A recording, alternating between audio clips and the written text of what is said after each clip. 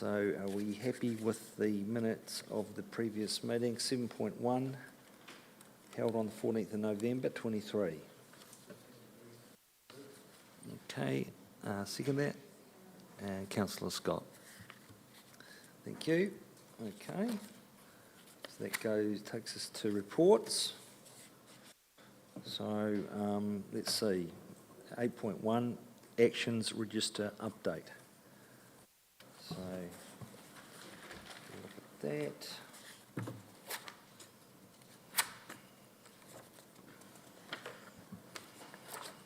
I've got a question. Councillor Puddington.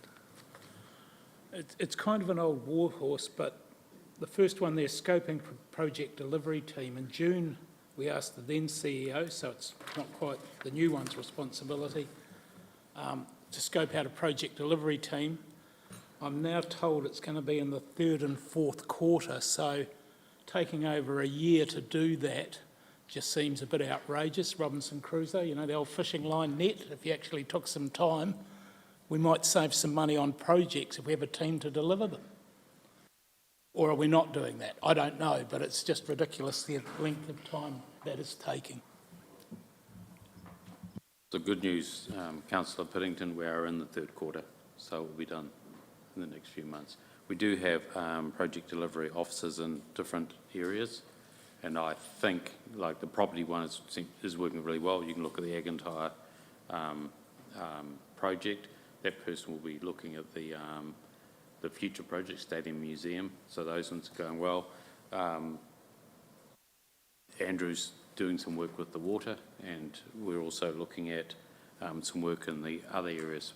I think it's clear to pull those people together and ensure they've got really good project management skills. And we know we've got some weaknesses there we've got to tidy up, but we will come back with what we believe is the right way. To Nigel, it's also around where the frustration is we take our people away from business as usual to scope out projects, and so it's trying to relieve them from that, you know, so much pressure on them. Yeah, that's originally where it sort of had come from. So there are people employed to do this. We just got to make sure they've got the skills to do it, and as Andrew will attest, there's some work to be done in that space. Is that correct? Yeah. Guess on that though, we'd go back to Lily's days. At these meetings, we get a report on all the projects, where they were at. I agree, and that we need to get that back to you. Yeah. Okay, no other comments? Oh, Councillor Pye.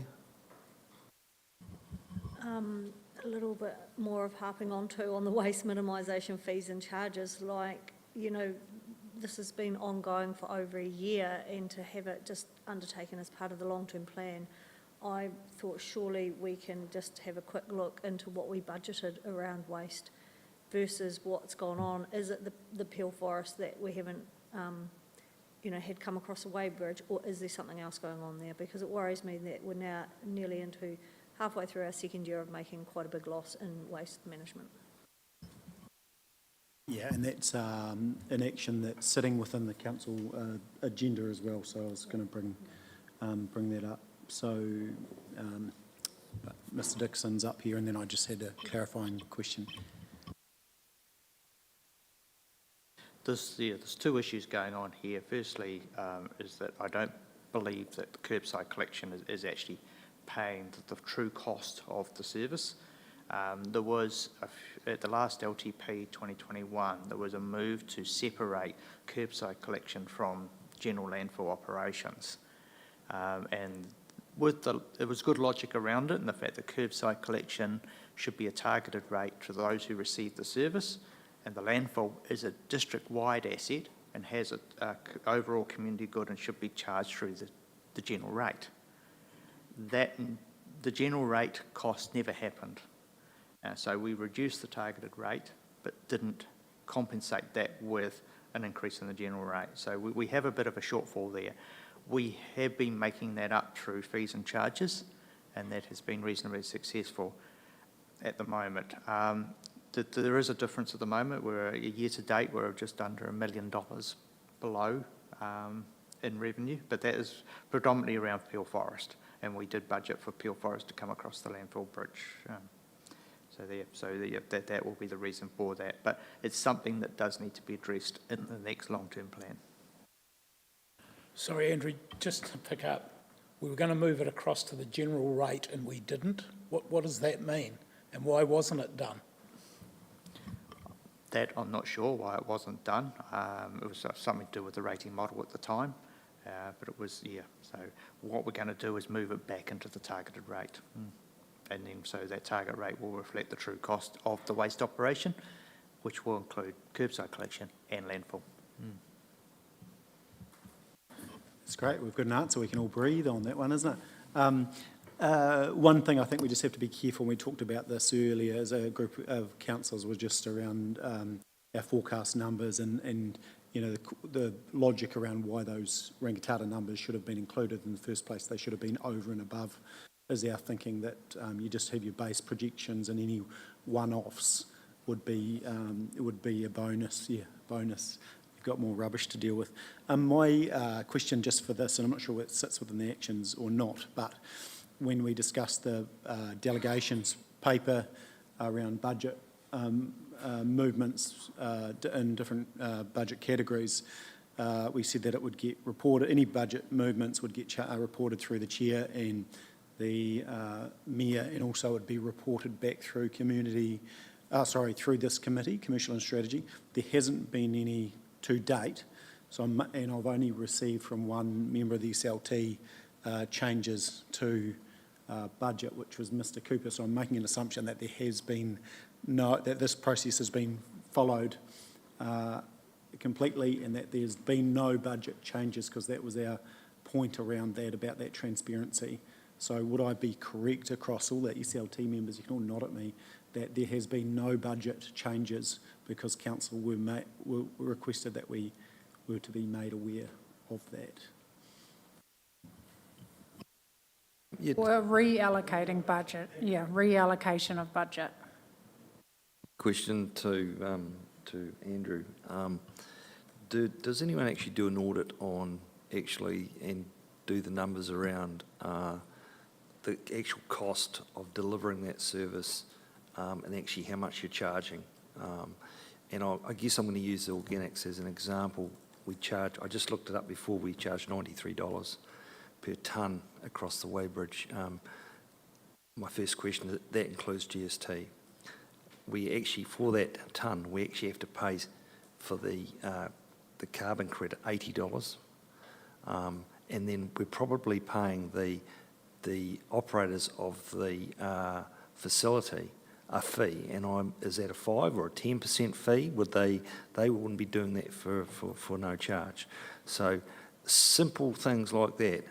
Who is actually responsible to ensure that we are actually charging an ample margin to cover our costs? When we review the fees and charges, we take that into account. We actually itemise it all through. And remember, it's $80 per unit. One unit doesn't mean 1 tonne, so it's a lot less than that and built into the fees and charges. And then you have waste levy as well. So we do calculate that out when we calculate those fees and charges. What we need to do is bring that through into the rates. An example is the difference between a small red bin and a large red bin. Yeah, small one's 140 litres, a big one is 240 litres, but the difference in tonnage is not equivalent there. So the large bin ones are actually getting subsidised. So those sorts of things. We're doing a full review for this long-term plan. So who does that review? Is that the waste management manager, or have you got an accountant involved in that? It's done by the waste team, yes, and myself. Thank you. Okay, is there any councillor? Can we go back to what Mayor... So I've heard what the Mayor has to say, and I think that I'll take that back to SLT, and we need to organise a reporting regime for those changes in budgets.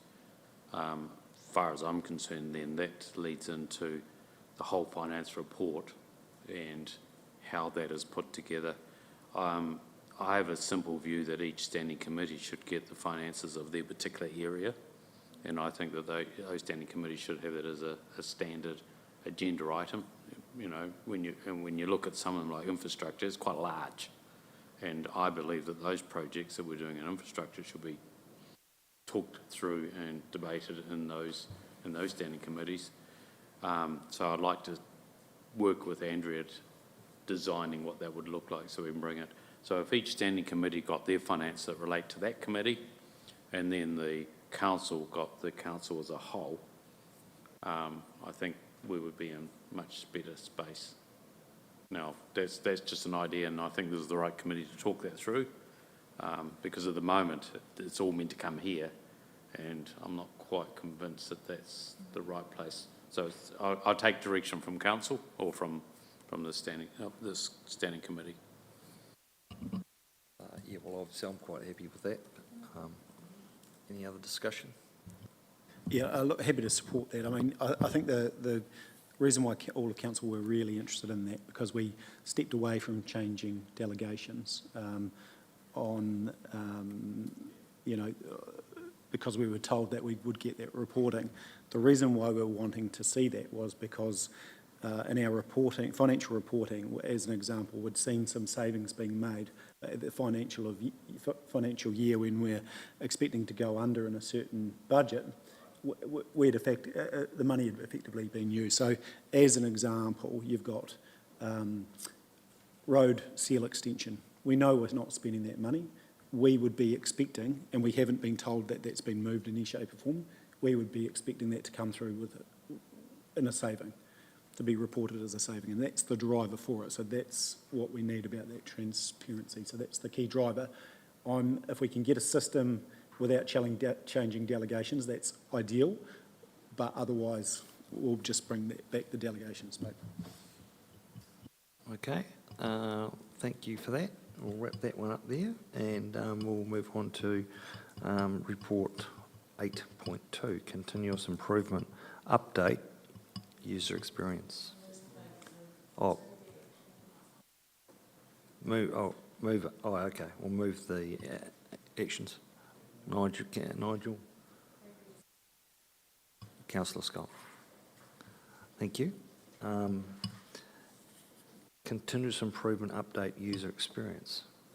So is someone going to speak to that? Sam.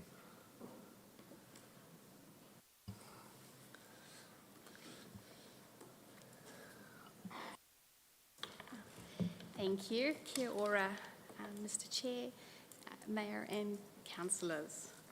For the community funding project, the current process for the funding application is very manual. We're in the process of exploring alternatives to implement an automated system that will enhance the user experience for both internal and external customers. The Shira Project 2.0 has successfully been launched on the 22nd of January. The key features of this upgrade includes improved user experience, new reporting module, a new wellbeing section, a documentation module, and much more. There is also an Ashura mobile app ensuring easy use for our employees to access on site. Thank you.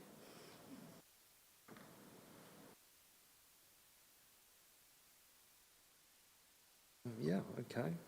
So, is that the, any comment on that?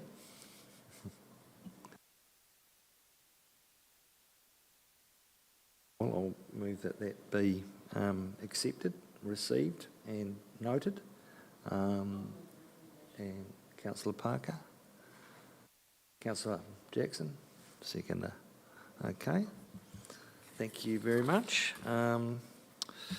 Consideration of urgent business. Bad debts. Yeah, well, that's down here, isn't it? Okay. Oh, yeah, right. Bad debts. Oh, yeah, right. But we've got to go to public exclusive for that, haven't we? There's two. Oh, okay. Righto. Okay. 8.3, bad debts written off as of 31st December 2023. Councillor Booth, I'm happy to move that. Okay. Moved by the Mayor, Mayor Bowen. Just before we move that, on the bad debts, can I ask some general questions? And I've gone into the secretive word. Yeah, I know, but it's just general questions around it that the public will be interested in. Why do we write off debts that are only 1 or 2 years old? Those debts have been agreed by the senior leadership team that they're not recoverable. So have they been to a debt agency? The ones that are 2 years old, no. Okay, because there's just one in there that's a company that owes us $2,500. The person still lives in the area. Why would we be writing it off? There'd be surely some process where the director is responsible for it. Can we discuss that in the public excluded? And then I guess, I'm not specifically, but I'm just interested, and the public will be interested in how the process works, because we also seem to have repeat offenders. So do we not have a system that actually says, you've got a debt with us, you're not getting X or Y till you pay that debt, rather than run up a list of debts? I'm just interested in what our process is, without naming specific people or processes. It just seems to me a bit odd. Yeah, so there is a process around the collection of bad debts, and we do send them to debt collection, and then at a certain point in time we write them off. I can't say why we would have these repeat offenders. That would be the teams in charge of those particular areas. Finance will take guidance from them. So when it comes to repeat offenders, they would have to answer those questions. Well, could someone from one of those teams come up and explain to me why we do have repeat offenders? I'm just interested, because we're trying to save money, yet we let people with debts increase those debts.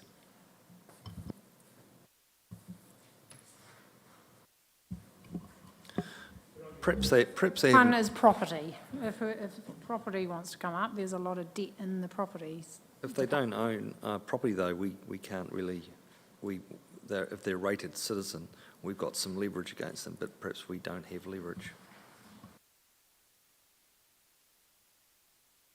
For my corner, through you, Mr. Chair, it depends. Sometimes there's a negotiated outcome for some disagreement around service delivery, or some outcome that was meant to be delivered or meant to happen but didn't happen in a satisfactory way. There might be a negotiation. Other times we might write, it depends, but it's often in planning when there's a disagreement about a fee, which is partly why the last time we decided to front load it by taking a higher deposit. If you remember, we came last year with an increase in fees, so that we had the money in the bank, and then if there was a disagreement at the end of the process, we could have the negotiation, but at least we had the money. But that's where that sits. In other times, in all honesty, it might be cheaper to write it off than to chase it. That's not always the case, because, for example, parking tickets, they only get $12 or something we're recovering. It costs us a couple of grand to go to court and recover that, but we do make a point of going to court with all those fines that aren't paid. So there's a variety of reasons in my corner, and it's very rare that we would, I know that councillors are concerned that we just give it up because we're lazy, or it's a hard process and we haven't got the time to do it, but that's not often the case. Yeah. I guess in the case, Paul, where you've negotiated, if we had an asterisk, negotiated result would make sense to me, but there are a number in the $1,000 plus category that, you know. And maybe we could improve our reporting when we go through that process. Yep. Thanks.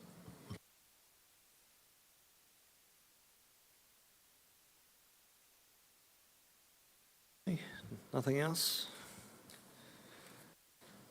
Okay, so,